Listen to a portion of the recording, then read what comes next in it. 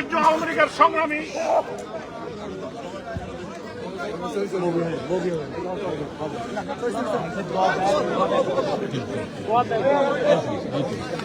সংগ্রামী বন্ধুগণ, আমি প্রথমে আপনাদেরকে কৃতজ্ঞতা জানাই। আপনারা সবাই এই খুনি নিউজ এর নেতৃত্বে অবৈধ দখলদার এই রেজিম গতকালকে যমুনায় মিটিং থেকে আওয়ামী লীগকে তারা নিষিদ্ধ ঘোষণা করেছে।